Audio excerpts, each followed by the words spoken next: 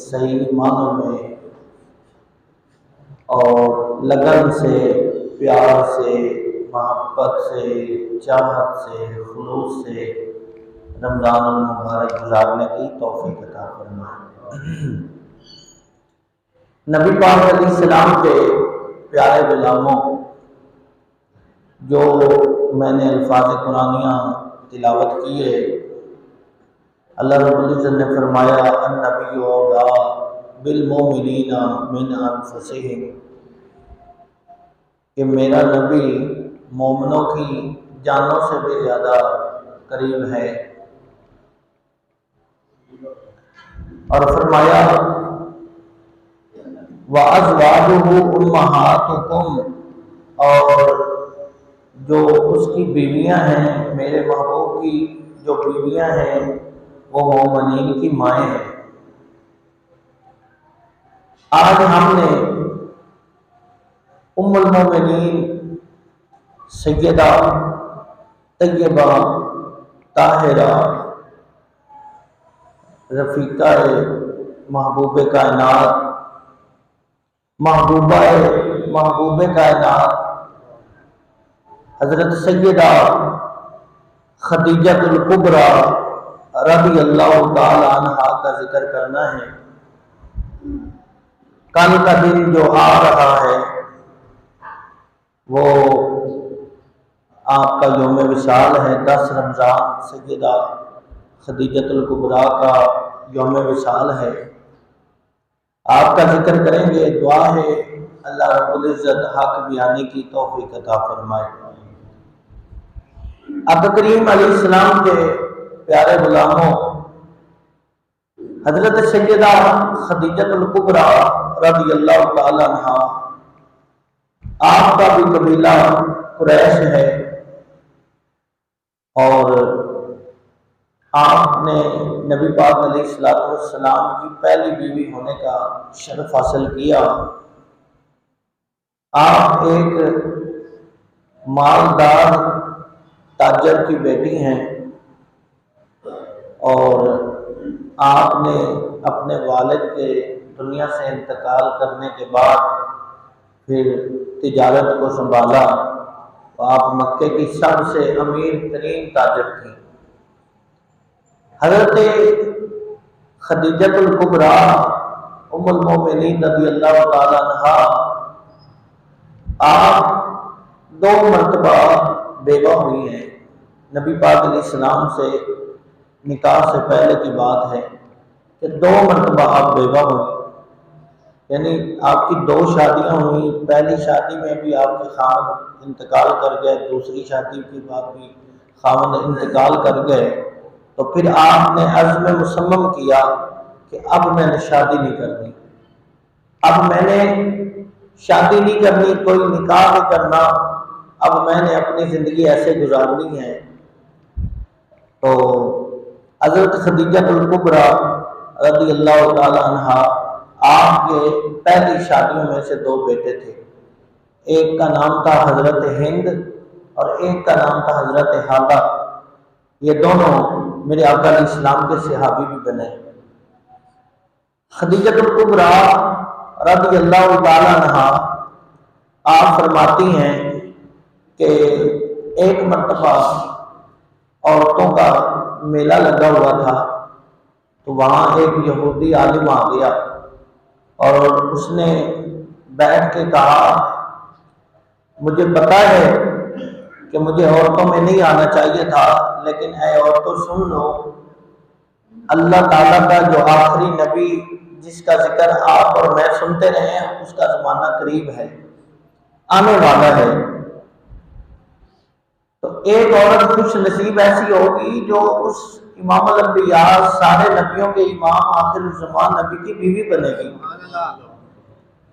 عورتیں لڑنے لگی کہ تیرا یہاں کیا کام ہے؟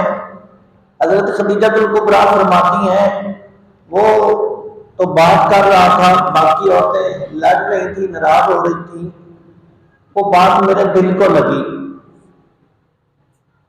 اور میں نے پلے سے باندھ لی وہ بات کہ دیکھتے ہیں وہ کون سا ایسا عظیم گھرانہ ہوگا، وہ کون سی ایسی عظیم عورت ہوگی جو اللہ کے آخری نبی کی بیوی بنے گی؟ آپ فرماتی ہیں وقت گزرتا گیا، آہستہ آہستہ آہستہ باتیں آنی شروع ہو گئی۔ ایک ایسا شخص بھی آیا ہے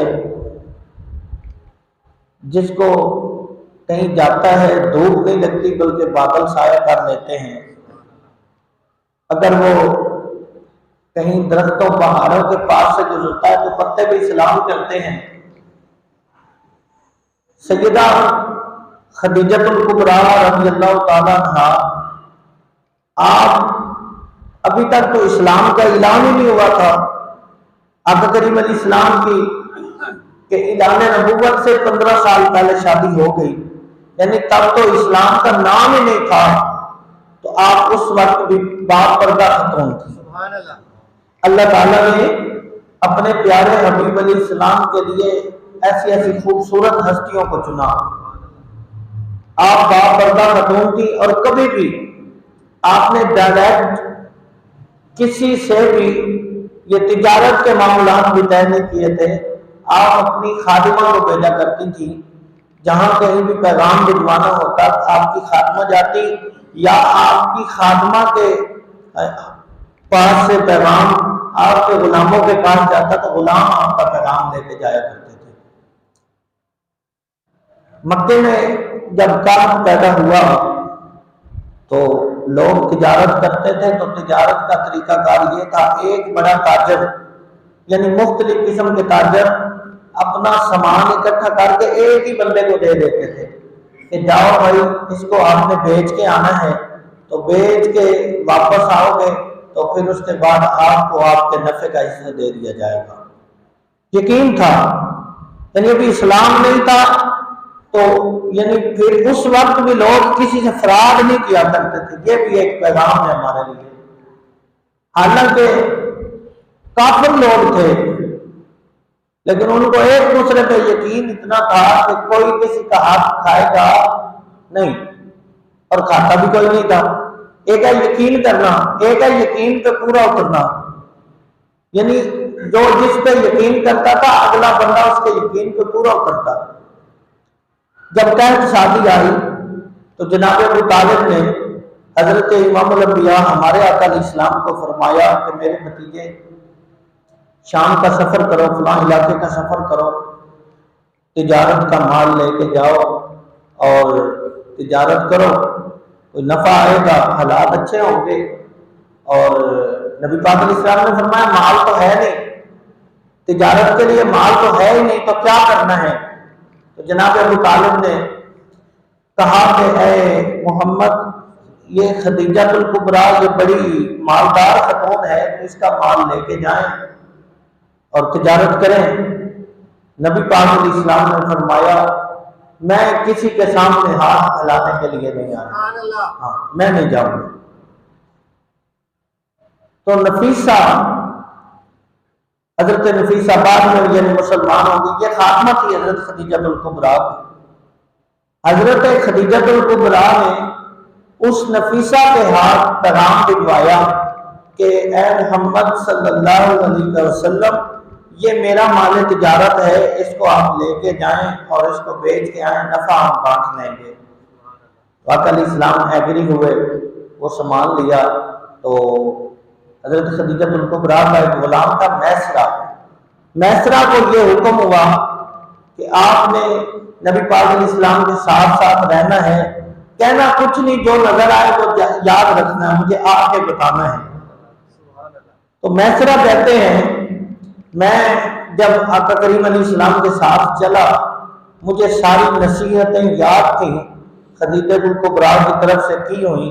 فرماتے ہیں جب میں چلا تو چلتے چلتے ایسی ایسی میں نے خوبصورت مخلوقات دیکھی جو جگہ جگہ پہ کھڑی ہمارے آقا علیہ السلام کا استقبال کر رہی تھی، سلام کر رہی تھی۔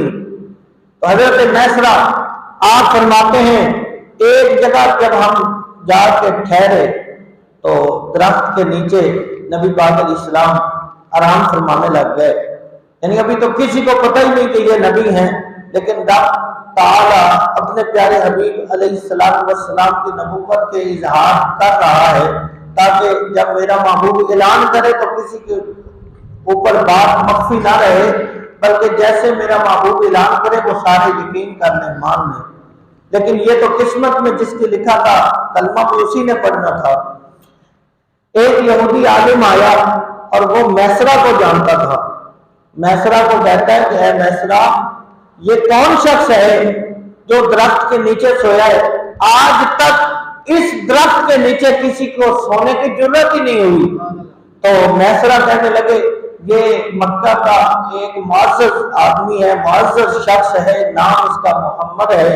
تو وہ یہودی عالم کہنے لگا اللہ کی قسم میں اپنے علم کے مطابق یہ جان چکا ہوں کہ اللہ کا جو آخری نبی ہوگا وہ میرا علم بتا رہا ہے کہ اس درخت کے نیچے لیٹنے والا یہی محمد عربی ہوگا۔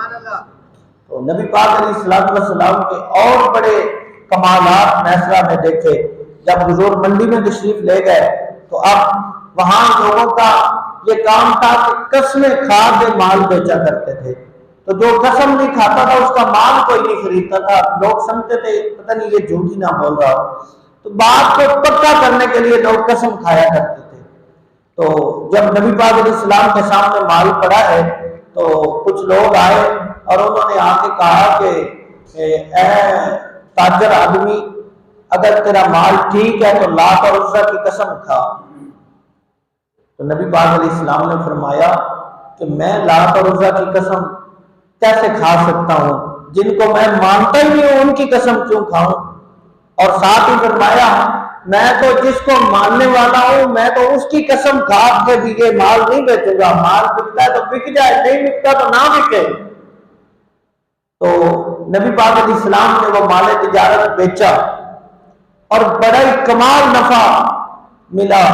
جب میسرہ واپس آیا تو اس نے آ کے پہلے باتیں سنانا شروع کی کہ مجھے تو یہ یاد بھی نہیں رہا کہ مال کتنا تھا اور کیسا تھا اور اس کی قیمت کیا تھی۔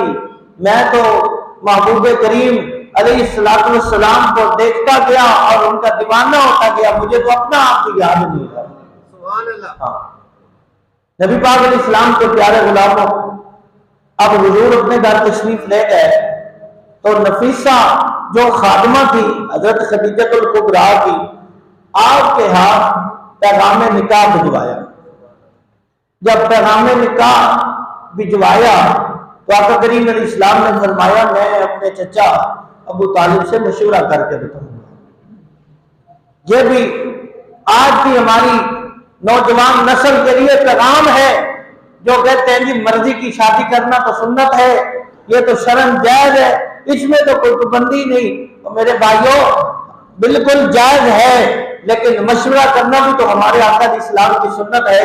جب امام الانبیاء سارے نبیوں کے امام ہوں، جو صرف اور صرف پابند اپنے رب کی ذات کے ہیں، وہ فرما رہے ہیں کہ میں نے ابو طالب اپنے چچا سے مشورہ کرنا ہے، تو میں اور آپ اپنی مرضی کے مالک کیوں بنے ہوئے ہیں؟ ہم اپنے بزرگوں کا ادب کیوں نہیں کرتے؟ ہم اپنے بزرگوں کے مشورے پہ ان کی مرضی پہ زندگی کیوں نہیں گزارتے؟ تو میرے نبی پاک علیہ السلام نے فرمایا کہ میں نکاح کا مشورہ پہلے اپنے چچا سے کروں گا، اس کے بعد جو فیصلہ ہوگا بتاؤں گا۔ تو بہرحال المختصر نبی پاک علیہ السلام کا نکاح ہو گیا۔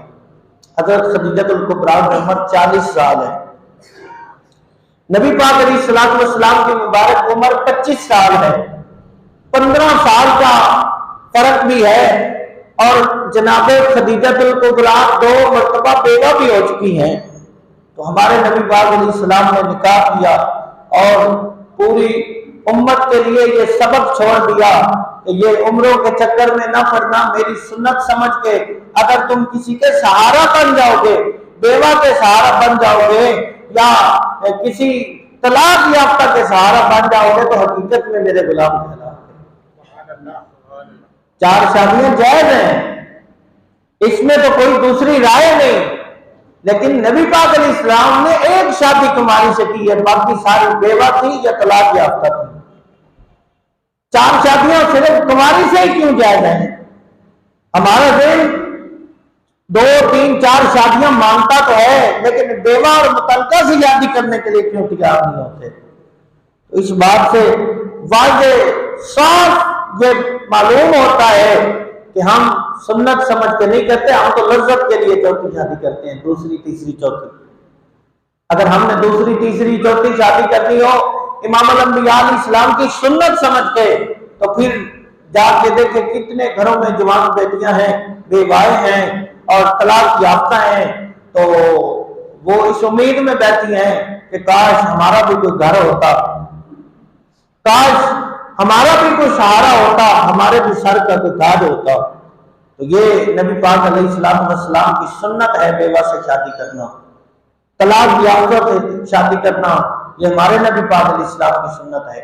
نبی پاک علیہ السلام کے پیارے غلاموں، آقا کریم علیہ السلام کا جب نکاح ہو گیا، اب لاکھوں کروڑوں کی بات نہیں تھی، اربوں کی مالک تھی حضرت خدیجہ الکبریٰ رضی اللہ تعالی عنہا۔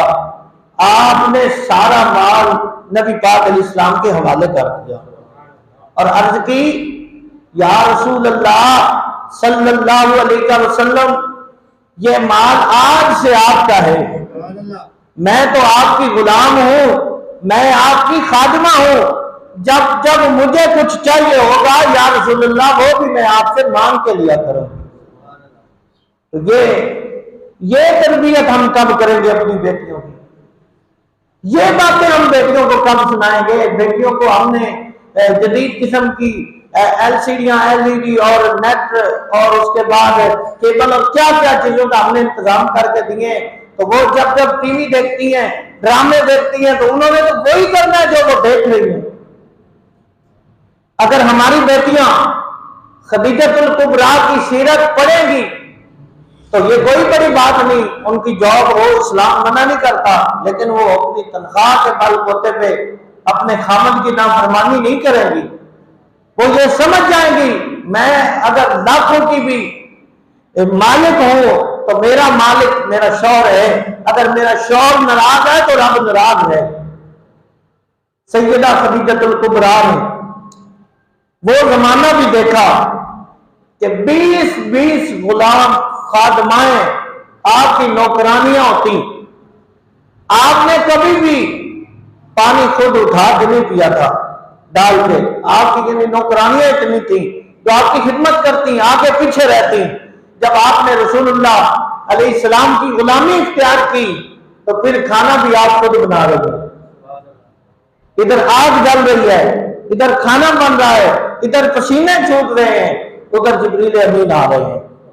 حضرت خدیجہ الکبریٰ جب کھانا لے کر نکلی حضور علیہ السلام کے پاس، ابھی پہنچی نہیں تو جبریل پہلے آ گئے اور آ کے عرض کی، یا رسول اللہ رب تعالیٰ کا سلام ہو۔ رب فرما رہا ہے خدیجہ کو بھی میرا سلام کہہ دینا، اس نے غلامی کا حق ادا کر دیا ہے۔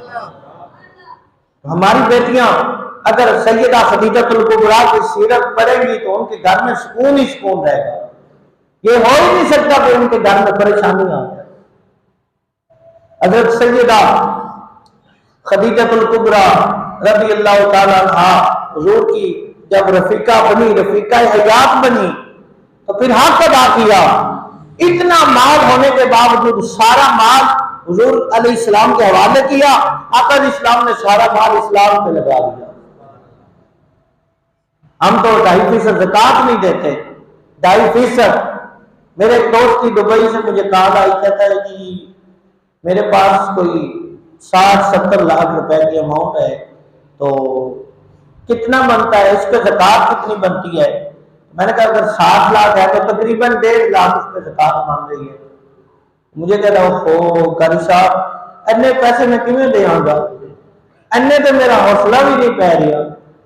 تو وہ دوست ہے، میں نے اس کو نا بڑے پیار سے گھما کے وہاں پہ لایا، میں کہ یار ویسے تیری تو اتنی حیثیت نہیں سی، ایسے تیرا برا حال سی تو بھائی چلا گیا، اتنے پیسے تین کیوں لگ گئے نے، اتنے پیسے تیرے ہاتھے کیوں لگے نے؟ کہ اللہ باس جی بندے تو بڑے نلائق جائے ہیں، پر اللہ کی مہربانی ہے کہ رب نے دیتے نے، ان کی مہربانی ہے۔ میں کہ گل بندہ قابو آ گیا ہے۔ میں کہا کہ رب نے تینوں 70 لاکھ دیتا ہے، 60 لاکھ دیتا ہے، تو خود کہہ رہی ہیں تو اس قابل نہیں، تو وہ دیتے کیوں؟ 7 लाख दिते में तो 1.5 लाख की रात देने वास्ते तैयार नहीं। वो मालिक है, अगर नाराज हो गया तो कोई तेन ऐसी मुसीबत डाल देगा कि तेरा 7 लाख भी जाएगा, तेन अगू भी मांग के पूरे करने पाएंगे, तो फिर तेरा की हाल होगा, लाजवाब होगा। इसलिए दिल खोल के हुजूर की उम्मत के साथ प्यार किया करें, दिल खोल के इस्लाम के अमाल पूरे किया करें, अहकाम पूरे किया करें। जब रब नाराज हो जाए तो फिर वो सारा कुछ छीन लेता है, कभी सारा कुछ दे के आजमाता है, कभी सारा कुछ ले के आजमा लेता है। हजरत खदीजा तुल कुबरा ने सब कुछ दे दिया, तो फिर शाह अबी तालिब में 3 साल कैद हुई, जो पिछले जुमे मैंने अर्ज की थी। जो जिसकी 20-20 नौकरानियां हो, जिसके अरबों की मालियत में लोग तिजारत करते हो, आज पत्ते खा के गुजारा कर रहे हैं। नबी पाक अलैहिस्सलाम ने फरमाया, खदीजा ये मेरे दुश्मन है, इन्होंने मुझे कैद किया है। शाह अबी तालिब की वादी में फरमाया, इन्होंने मुझे किया है कैद, तू तो जा सकती है। तो हजरत खदीजा तुल कुबरा ने अर्ज की, या रसूल अल्लाह, मेरा जीना मरना अब आपके साथ है, मुश्किल दौर आए या आसानी आए, सब कुछ अब आप पे कुर्बान है। मैं वो बीवी नहीं हूं, जब सुकून हो तो आपके साथ, थोड़ी मुश्किल आए तो मैं तो इधर मेरा रहना मुश्किल हो गया है। ऐसे जिंदगी गुजारी। अरबों रुपए के कारोबार करने वाली औरत हुजूर की गुलामी में आई, फिर मुश्किलात भी आई, तंगियां भी आई, लेकिन खुशी से अपने दिल के साथ लगाया। हजरत मियां मोहम्मद बख्श रहमतुल्लाह अलैह आप फरमाते हैं, दुख हमेशा सुख गाहे गाहे, ओ सुख दुखा तो वारे, दुख कबूल मुहम्मद बादशाह, राजी रहन प्यारे। या रसूल अल्लाह, अगर आप राजी हैं तो मुझे इन चीजों का कोई दुख नहीं है, कोई तकलीफ नहीं, मैं आपके साथ हूं। 3 साल हुजूर के साथ इतनी मुश्किलात के भी गुजारे। फिर हजरत खदीजा तुल कुबरा रज़ियल्लाहु ताला अन्हा, आपके बतन से नबी पाक अलैहिस्सलाम को अल्लाह ताला ने 6 बच्चे अता फरमाए, 2 बेटे अता फरमाए, 4 बेटियां अता फरमाए। जो लोग कहते हैं हजरत फातिमा ज़हरा एक ही हुजूर की बेटी है, वो तो सैयदा कायनात के साथ भी दुश्मनी कर रहे हैं, वो तो सैयदा कायनात का भी दिल दुखा रहे हैं कि वो सैयदा ज़हरा, ये कौन सा प्यार है सैयदा ज़हरा पाक से कि उनकी 3 बहनों को माना ही ना जाए। ये कौन सी अहले बैत से मोहब्बत है कि हुजूर की आल की 3 शहजादियों की नफी कर दी जाए, तो ये हुजूर की शहजादियां हैं ही नहीं। वो अहले बैत का मुहिब नहीं हो सकता। अहले बैत का गुलाम और मुहिब वही होगा, मौला अली को मानने वाला वही होगा, सैयदा ज़हरा से प्यार करने वाला वही होगा जो सैयदा कायनात की बाकी 3 बहनों को भी मानेगा। हुजूर इस्लाम की 4 बेटियां, 2 बेटे हजरत सैयदा खदीजा तुल कुबरा के बतन से। नबी पाक अलैहिस्सलाम के प्यारे गुलामों, एक वक्त ऐसा आया, हजरत खदीजा तुल कुबरा ने सैयदा ज़हरा पाक को भेजा कि अपने अब्बा जान से चादर लेकर आओ। जब वक्त विसाल आया तो फरमाया, नबी पाक अलैहिस्सलाम की खिदमत में अर्ज भेजी कि चादर भेज दें। नबी पाक अलैहिस्सलाम ने फरमाया, मेरी बेटी फातिमा चलो मैं भी आ रहा हूँ। हुजूर की घर तशरीफ ले आए। आका अलैहिस्सलाम ने फरमाया, क्या खदीजा तुझे चादर चाहिए? मुजम्मिल वाली चादर जिसका रब ने कुरान में जिक्र किया, या अय्युहल मुजम्मिल, उस चादर के बारे में आका अलैहिस्सलाम ने फरमाया, ऐ खदीजा तुझे चादर चाहिए, क्या करना है? अर्ज की, मेरे सर के ताज। ये थी रिफाकत, ये था एक खूबसूरत रिश्ता इज़्दिवाज, ये थी फर्मा बरदार बीवी, मरते मरते भी शौहर का एहतराम बताती हुई जा रही है, आखिरी वक्त में भी जा रही है। तो खुशी खुशी जहां हमारे माशरे में 5, 6, 7 बच्चे हो जाते हैं तो माएं अपने बच्चों के सामने अपने खावंद की, बच्चों के बाप की नाफरमानियां कर रही होती हैं और उनकी गिफ्टें कर रही होती हैं। मैं तो जब से मेरा बेटा यहाँ आई हूँ मुझे तो सुकून ही नहीं मिला, मैं तो बड़ी तंग हूँ, مجھے تو مشکلات کے سامنے، اب آپ بڑے ہوئے تو مجھے کوئی سکون ہوا ہے۔ وہ اولاد کا بھی دماغ خراب ہو جاتا ہے کہ میرا باپ بندہ ٹھیک نہیں لگتا۔ نبی پاک علیہ السلام کے پیارے غلاموں، اگر ہم نے اپنی بیٹیوں کو سیدہ خدیجہ الکبریٰ کی سیرت پڑھا دی تو ہماری بیٹیاں اپنے گھروں میں پریشان نہیں رہیں گی، نہ لڑکے ہمارے گھر آئیں گی، بلکہ وہ اپنے گھر میں خوشی سے زندگی گزاریں گی اور یہ سمجھیں گی جب امام الانبیاء کی بیوی اربوں روپے اسلام پہ قربان کر کے اور غریب سے غریب تر زندگی گزار کے خوشی سے دنیا سے جا سکتی ہے تو پھر ہمارے پاس تو تھا ہی کچھ نہیں، ہمیں تو سب کچھ دیا ہی اللہ تعالیٰ نے ہے، تو پھر ہمارے لیے کیا مشکلات ہو سکتی ہیں۔ نبی پاک علیہ السلام کے پیارے غلاموں، آقا علیہ السلام نے فرمایا خدیجہ چادر کیوں چاہیے ہے؟ تو عرض کی میرے سر کے تاج، جسم میں بڑی تکلیف ہے، شدت ہے درد کی، تو میرا یہ یقین ہے یہ چادر اگر میں نے اپنے اوپر اوڑھ لی تو میرا رب میرے اوپر مہربانی فرما دے گا، میری جان آسانی سے نکل جائے گی۔ تو آقا علیہ السلام کے آنسو یہاں سے نکلے اور یہاں تک آ گئے۔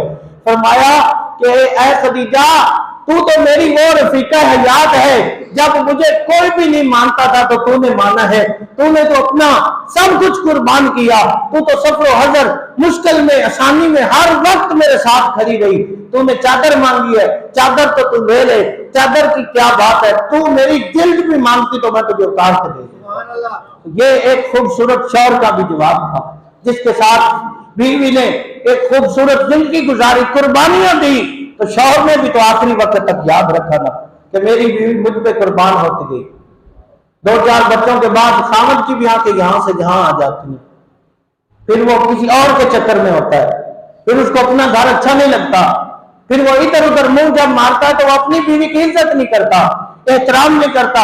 اس کی مجبوری یہ ہے، بیوی کی وہ قید خانے میں اب بند ہو چکی ہے، اس کو پتا ہے اب تو میں کسی اور کے قابل نہیں رہی، اس کو پتا ہے اب تو میرے ماں باپ دنیا سے چلے گئے، میرے بھائی کو مجھے گھر میں بٹھائیں گے نہیں، تو خامد اس بات کا نجائز فائدہ اٹھاتا ہے۔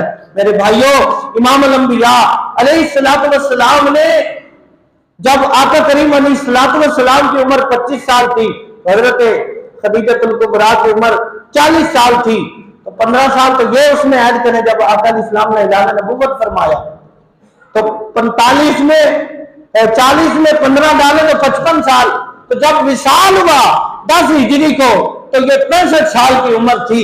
65 سال کی زوجہ دنیا سے جا رہی ہے، 65 سال کی زوجہ دنیا سے جا رہی ہے، اور 50 سال کا خامد کہہ رہا ہے تو مجھ سے چادر مانگ رہی ہے، میری جلد بھی مانگے تو میں تجھے اتار کر دے دوں۔ یہ ہے بیوی، یہ ہے اچھا خامد، اچھا شوہر۔ یہ امام الانبیاء کے کمالات ہیں کہ کسی بھی زندگی کے کسی بھی حصے میں اندھیرا نہیں رہنے دیا، میرے آقا علیہ السلام نے ہر طرف روشنی ہی روشنی بکھیر دی۔ پھر حضرت خدیجہ الکبریٰ کا جب وصال ہو گیا تو پھر بے شمار بیویاں آ گئی، آقا کریم علیہ السلام نے نکاح فرمائے طلاق یافتہ سے، بیوہ سے، تو ایک نکاح جو تھا ہماری وہ حضرت عائشہ صدیقہ تھی۔ حضرت عائشہ صدیقہ رضی اللہ تعالیٰ عنہ آپ روایت کرتی ہیں جب آقا کریم علیہ السلام دوپہر میں آرام فرمایا کرتے تھے تو پھر کوئی بھی نبی پاک علیہ السلام کو آ کے آواز نہیں دیتا تھا۔ آپ فرماتے ہیں میرے باپ ابو بکر صدیق سے لے کے مولا علی شیر خدا تک کسی کی جرت نہیں ہوتی تھی کہ وہ آ کے حضور کو جگائے، بلکہ یہ بھی کہہ لیں تو حق میں جانب ہوگا جب ہمارے آقا آرام فرما رہے ہوتے تھے تو پھر جبریل بھی حضور کے پاس نہیں آیا کرتے تھے۔ تو حضرت عائشہ صدیقہ فرماتی ہیں آقا کریم علیہ السلام اپنے حجرہ مبارک میں آرام فرما رہے تھے، یہ پیار دیکھیں حضرت خدیجہ الکبریٰ سے آقا علیہ السلام کا۔ حضرت خدیجہ الکبریٰ کا وصال ہو چکا ہے، حضور آرام فرما رہے حجرہ مبارک میں، تو حضرت حالہ آ گئے جو حضرت خدیجہ الکبریٰ کے پہلے خامد سے بیٹے تھے۔ حضرت حالہ آئے اور آئے مسجد میں بیٹھ کے حضور کا پوچھا تو آقا علیہ السلام اپنے بستر پہ آرام فرما رہے تھے، وہاں تک آواز پہنچ گئی تو آقا علیہ السلام جلدی سے اٹھے، بستر پیچھے کیا اور فرمایا عائشہ پیچھے ہو جا، میرا حالہ آ گیا مجھے ملنے کے لیے۔ یعنی یہ ایک پیار کی انتہا تھی۔ اگر کبھی کوئی بیوہ سے شادی کر لیتا ہے تو اس سے جو اس کی اپنی اولاد ہوتی ہے اسے تو وہ ٹوٹ کے چاہتا ہے، تو اگر خدا نہ خواستہ اس بیوہ کا پہلے کوئی ایک آدھا بچہ ساتھ آ جائے تو اس سے فقیروں والا سلوک کیا جاتا ہے، یہ بھی زیادتی ہے۔ یا اس بات پہ رشتہ طے ہوتا ہے کہ بچہ ہم نہیں رکھیں گے، یہ اپنی نانی کے پاس رہے گا، یہ کتنا ظلم ہے۔ کوئی ہم سے ہمارا بچہ چھین کے کسی اور کو دے، پھر دیکھنا اس کا حال کیا ہوتا ہے ہمارا۔ ماں سے اس کے جگر کا ٹکڑا چھین کے اس کی نانی کو دے دیا جاتا ہے کہ آؤ آپ میری زندگی میں سکون دو، تو وہ کیسے سکون دے سکتی؟ جس کا اپنا سکون پیچھے ہو، جس کا اپنا لفظ جگر۔ نانی اگرچہ ماں سے بھی بڑھ کے پیار کرتی ہے، لیکن ماں کو سکون تو تب ملتا ہے نا جب وہ اپنے ہاتھ سے اپنے بچوں کو کھانا کھلا لیتی ہے۔ جب کبھی کوئی ایسا موقع آ جائے تو اللہ کی رضا کے لیے بچوں سمیت بیوہ کو قبول کیا کریں، یہ امام الانبیاء کی پیاری سنت ہے۔ آقا اسلام جب ابو بکر صدیق بھی نہیں آ سکتے تھے تو حالہ کی آواز سنی تو حضور اٹھ کے آ گئے کہ میرا حالہ آ رہا ہے، یعنی حضور کو حضرت خدیجہ الکبریٰ سے اتنا پیار تھا۔ اور ایک آپ کے جو بڑے بیٹے تھے حضرت خدیجہ کے پہلے خاوند سے، ان کا نام تھا حضرت ہند رضی اللہ، یہ دونوں حضور کے صحابی بنے ہیں۔ یہ جو ہم سنتے ہیں جن کا ترجمہ پیر میر علی شاہ صاحب رحمۃ اللہ علیہ نے کیا نا، مکھ چند بدر شاہ شانی ہے، یہ حدیث پاک کا ترجمہ ہے۔ مکھ چند بدر شاہ شانی ہے، متھے چمکدی لاٹ نورانی ہے، کالی زلف تے اکھ مستانی ہے، مقبور اکھی ہے مدبری۔ یہ حضور اسلام کا جو حلیہ مبارک ہے کہ ہمارے آقا اسلام کا مبارک چہرہ ایسے تھا، آقا اسلام کے مبارک ابرو ایسے تھے، آقا کریم علیہ السلام کے مبارک ہونٹ ایسے تھے، مبارک داڑھی ایسے تھی۔ یہ سارا حلیہ پورے دین میں اگر کسی نے بیان کیا تو وہ حضرت ہند ہیں جو حضرت خدیجہ الکبریٰ کے پہلے میاں سے تھے۔ تو حضرت ہند سے کسی نے پوچھا، اور ہند اتنے خوش رہتے ہو، وجہ تو بتاؤ، جب بھی دیکھیں مستی کے عالم میں ہوتے ہو۔ تو حضرت ہند رضی اللہ تعالیٰ عنہ آپ فرماتے تھے لوگوں میں خوش کیوں نہ ہوں، دیکھو تو صحیح میرے بھائی کا نام علی ہے، اور دیکھو تو صحیح میری بہن کا نام فاطمہ ہے، دیکھو تو صحیح میری ماں کا نام خدیجہ الکبریٰ ہے، اور میرے باپ کا نام محمد مصطفیٰ ہے۔ یہ حضور نے اپنائیت دی، آقا اسلام نے اتنا پیار دیا تو ہند کہتے تھے میرے باپ کا نام محمد مصطفیٰ ہے۔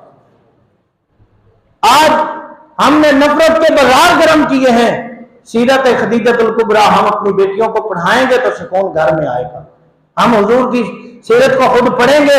میں یہ ہاتھ جوڑ کے عرض کروں گا کہ یہ تقریر میاں بیوی اکٹھے بیٹھ کے سنیں، دونوں بیٹھ کے سنیں۔ اس میں یہ نہیں ہوگا کہ کوئی شرمندگی والی بات ہے، دل موم ہوگا، ایک دوسرے کے خیالات بدل جائیں گے۔ جو بیوی کو تکلیفیں ہیں وہ اس کی تکلیفیں اللہ کی رضا کے لیے آسانیوں میں بدل جائیں گی، خواہشات کم ہوگی، لڑائیاں ختم ہو جائیں گی۔ کیوں؟ حضرت خدیجہ الکبریٰ نے جب سب کچھ قربان کر دیا، سب کچھ قربان کر دیا، اور پھر بھی خوشی کی زندگی حضور علیہ السلام کے ساتھ گزاری، تو ہماری بیٹیاں کیوں نہیں گزار سکتی؟ وجہ یہی ہے کہ ان کو پتہ نہیں۔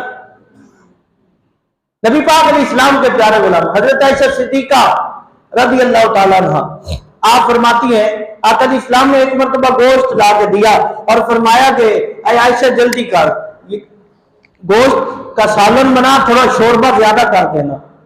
آقا کریم علیہ السلام سے عرض کی یا رسول اللہ صلی اللہ علیہ وسلم کوئی مہمان آ رہے ہیں؟ آقا علیہ السلام نے فرمایا نہیں، مہمان تو نہیں آ رہے، عائشہ مجھے پتہ چلا ہے کہ مدینہ شریف میں فلاں جگہ پہ میری خدیجہ الکبریٰ کی سہیلیاں آئی ہوئی ہیں، تو میں چاہتا ہوں آج میں اپنی طرف سے کھانا بنوا کے ان کو بھیجوں، کیونکہ جب وہ آیا کرتی تھی تو خدیجہ ان کی خدمت کیا کرتی تھی، تو ان کو بھی یاد رہے خدیجہ اگر دنیا سے چلی بھی گئی ہے ان کا سنبھالنے والا بھی بیٹھا ہوا ہے۔ یہ پیار تھا، یہ میرے آقا علیہ السلام کی محبت تھی اپنی بیوی کے ساتھ۔ جب بیوی نے اتنی خوبصورت زندگی گزاری تو پھر شوہر تو قربان جائے گا۔ جب بیوی مشکل میں ساتھ رہے گی تو پھر بیوی کی ایک ایک تکلیف خامن کو تکلیف میں اتار دے گی، اور اس کی ایک ایک خوشی خامن کے لیے خوشی کا باعث بن جائے گی۔ حضرت عائشہ صدیقہ فرماتی ہیں میں نے عرض کر دی یا رسول اللہ صلی اللہ علیہ وسلم یہ کیا بات ہے، اتنی خوبصورت آپ کی ازواج مطہرہ اور بھی ہیں لیکن کبھی بھی آپ نے کسی کا ذکر نہیں کیا، جب بھی آپ ذکر کرتے ہیں تو خدیجہ کا ذکر کرتے ہیں۔ وہ تو بوڑھی تھی، وہ تو بوڑھی تھی، اور آپ جب بھی ذکر کریں اسی کا ہی کرتے ہیں۔ تو حضرت عائشہ صدیقہ فرماتی ہیں میں نے تو پیار سے کہہ دیا لیکن میرا سر تو نیچے تھا۔ جب میں نے ایسے دیکھا تو نبی پاک علیہ السلام کا مبارک چہرہ لال ہو چکا تھا۔ آپ فرماتی میں نے دیکھا غصے کے آثار تھے، تو میں نے ہاتھ باندھ دیے، یا رسول اللہ میرا مطلب یہ نہیں تھا، میں معافی چاہتی ہوں۔ تو آقا علیہ السلام کے سامنے آپ فرماتی جب میں نے ہاتھ باندھے تو حضور علیہ السلام کے آنسو نکلے۔ آقا علیہ السلام نے فرمایا اے عائشہ مجھے خدیجہ کے بارے میں تکلیف نہ دیا کر، خدیجہ کے بارے میں مجھے تکلیف نہ دیا کر۔ خدیجہ نے مجھے تب مانا جب کوئی بھی نہیں مانتا تھا، جب میرے پاس کچھ بھی نہیں تھا اس نے اپنا سب کچھ مجھے دے دیا اور میں نے سب کچھ اسلام پہ لگا دیا۔ اگر آج اسلام زندہ ہے تو اس میں سب سے پہلی قربانی خدیجہ الکبریٰ کی ہے۔ نبی پاک علیہ السلام نے فرمایا کہ اے عائشہ آپ تو سب تب آئی ہو جب سکھ آ گئے تھے، لیکن خدیجہ میرے پاس تب آئی تھی خود سکھوں میں، میرے پاس آئی تو دکھ آ گئے، اس نے دکھوں میں میرا ساتھ دیا ہے، اس لیے خدیجہ کے بارے میں مجھے تکلیف نہ دیا کر۔ تو میرے بھائیوں پتہ چلا حضرت خدیجہ الکبریٰ کی یہ پیار والی باتیں کرنا بھی حضور کی سنت ہے، کیونکہ حضور اکثر کیا کرتے تھے۔ آج ہم نبی پاک علیہ السلام کی وہ سنت پہ عمل کر رہے ہیں، حضرت خدیجہ الکبریٰ کا ذکر کر کے جو سب سے زیادہ محبوب ہے میرے آقا علیہ السلام کی۔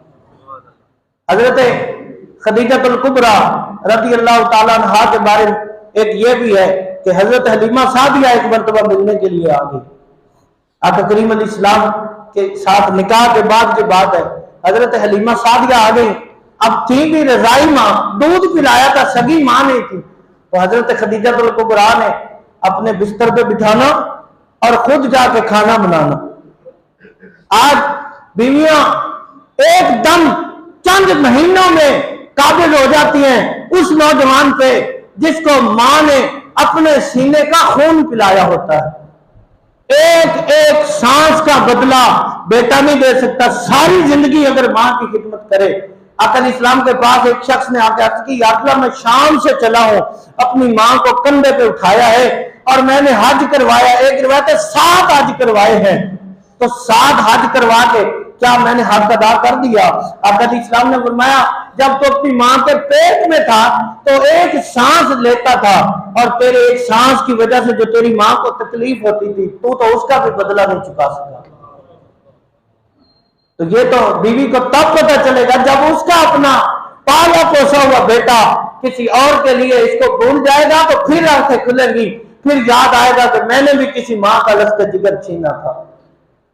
یہ بھی نہیں ہے کہ سارا کچھ ماں کے ہاتھ میں دے دو، اپنے حقوق بھی، بیوی کے بھی، بچوں کے بھی، ماں کے نہیں، سب کے حقوق ہیں۔ اسلام ایسا دین نہیں ہے کہ وہ کسی کی حق تلفی کرتا ہو۔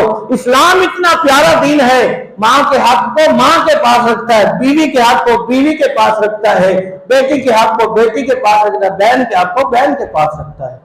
نبی پاک علیہ السلام کے پیارے غلاموں، نبی پاک علیہ السلام کی اماں حلیمہ سعدیہ جس نے دودھ پلایا تھا، جب وہ آئی تو پھر جب جانے لگی تو حضرت خدیجہ الکبریٰ، یہ بھی سیرت ہے خدیجہ الکبریٰ کی کہ اپنی رضائی ساس جس نے حضور کو صرف دودھ پلایا، جنم نہیں دیا، ان کے ساتھ پیار کیا کیا، جب ماں جا رہی ہے تو 40 بکریاں تحفے میں دے رہی ہے، 40 بکریاں تحفے میں دی، ایک اونٹ تحفے میں دیا، اور ساتھ عرض کی اماں جان اور بھی کچھ چاہیے ہو تو آ جائے کریں گے، تو آپ کے اپنے بیٹے کا گھر ہے۔ یہ بھی خدیجہ الکبریٰ کی سیرت ہے، یہ بھی بہو اور بیٹی کو سنانے والی سیرت ہے۔ یہ کانوں کے چسکے کے لیے باتیں نہیں ہوتی بلکہ ان پہ عمل کیا جائے، یہی باتیں ہمارے معاشرے کو بدل سکتی ہیں۔ آقا علیہ السلام کے پیارے غلاموں، حضرت خدیجہ الکبریٰ رضی اللہ تعالیٰ عنہا، آپ نے اپنا تن من دھن سب حضور پہ قربان کر دیا، تو پھر آقا علیہ السلام نے بھی اکیلا نہیں چھوڑا، پوری زندگی نبی پاک علیہ السلام جہاں بھی بیٹھے ہیں آقا علیہ السلام نے خدیجہ الکبریٰ کا ذکر کیا ہے۔ تو جب ماں خدیجہ الکبریٰ ہو تو پھر بیٹی فاطمہ تو زہرا ہی ہوگی، پھر اس کے ہاتھوں پہ اگر چھانے بھی پڑے ہوں گے تو وہ یہ سمجھے گی کہ اگر امام الانبیاء کی بیٹی اپنا کام اپنے ہاتھ سے نہیں کر سکتی تو امت کی بیٹیاں کیسے کریں گی۔ حضرت علی المرتضیٰ شیر خدا کرم اللہ وجہ الکریم تھوڑے سے پیسے کہیں سے آئے تو زیور بنوا کے لائے، کانوں کے لیے بالیاں بنوا کے لائے، کوئی ایسی چیز بنا کے لائے زیور کی، تو حضرت زہرا پاک نے پہن لی۔ حضور جب تشریف لائے آقا اسلام نے دیکھا، حالانکہ عورت کو سونا جائز ہے، جتنا مرضی پہنے، لیکن ہو حلال کمائی کا۔ نبی پاک علیہ السلام نے جب دیکھا تو حضور غصے سے واپس چلے گئے، سارا دن ہی گزر گیا، اگلا دن بھی گزر گیا، حضور نہ ہی تشریف لائے، حالانکہ نبی پاک علیہ السلام مسجد جاتے ہوئے مل کے جاتے، واپس آتے ہوئے مل کے آتے۔ تو حضرت زہرا پاک نے مولا علی شیر خدا کو بھیجا کہ جاؤ حضور کے پاس مسجد میں جا کے پوچھو وجہ کیا بنی ہے۔ تو آقا علیہ السلام نے فرمایا، علی اگر میری بیٹی سونا پہنے گی تو میری امت کی بیٹیاں کیسے زندگی گزاریں گی؟ اگر امام الانبیاء کی بیٹی سونا نہیں پہنے گی تو میری امت کی ایک ایک بیٹی وہ کبھی دل میں خواہش بھی نہیں کرے گی، بلکہ وہ اس بات پہ زندگی گزار دے گی، سارے نبیوں کے امام کی بیٹی اگر سونے کے بغیر زندگی گزار سکتی ہے تو پھر میں کیوں نہیں گزار سکتی۔ پھر زہرا پاک نے وہ سونا اتارا، علی پاک کو دیا، حضرت علی پاک نے گلی میں آ کے اس کو صدقہ کر دیا۔ یہ تھے وہ لوگ جن کو یقین تھا، جن کو یہ بالکل سچی اور پکی عقیدت تھی حضور سے کہ میرے آقا نے جو فرما دیا وہ ہو کے رہے گا۔ ہاں، تیرے منہ سے جو نکلی وہ بات ہو کے رہی، تیرے منہ سے جو نکلی وہ بات ہو کے رہی، دن کو اگر کہہ دیا شب تو پھر رات ہو کے رہی۔ آقا علیہ السلام کے پیارے غلاموں، یہ تھی وہ ہستیاں، یہ تھی امہات المومنین، یہ تو ان کے تذکرے، یہ سیدہ خدیجہ الکبریٰ کا تذکرہ تھا جنہوں نے اپنی زندگی حضور کے نام کر دی۔ جب اتنی خوبصورت زندگی گزاری، بہترین زوجہ بن کے زندگی گزاری، تو امام الانبیاء نے بھی امام الانبیاء نے بھی خوبصورت شوہر ہونے کا حق ادا کر دیا۔ اللہ تعالیٰ میری حاضری ہماری سب کی حاضری کو قبول فرمائے۔ کل ہفتے کا دن ہے، 10 رمضان کل ہے، سیدہ پاک کا کل یوم وصال ہے، تو کم از کم ہر گھر میں سیدہ خدیجہ الکبریٰ کے لیے ایصال ثواب کا اہتمام ہو۔ یہ ضروری نہیں ہوتا دیگیں پکائی جائیں، بڑے بڑے دسترخوان نہیں، آپ اپنے بچوں کو تسبیحوں پہ خوشبو لگا کے دیں، ان کو کہیں بیٹھیں، جس کو جو آتا ہے پڑھے، درود پاک پڑھے، نہیں آتا تو یا اللہ پڑھے، یا کریم پڑھے، یا رحیم پڑھے، جو آسان ہے وہ پڑھے، گھر میں سارے بچے بیٹھ کے، اور پھر دعا مانگیں۔ ہر بندہ اپنی مرضی کی دعا مانگے، سننے والا گونگے کی دعا قبول ہوتی ہے تو ہماری تو پھر بھی زبان ہلتی ہے، ہماری تو پھر بھی باتیں ہیں زبان سے بنتی ہیں، تو دعا مانگنی ہے سیدہ کے نام کے۔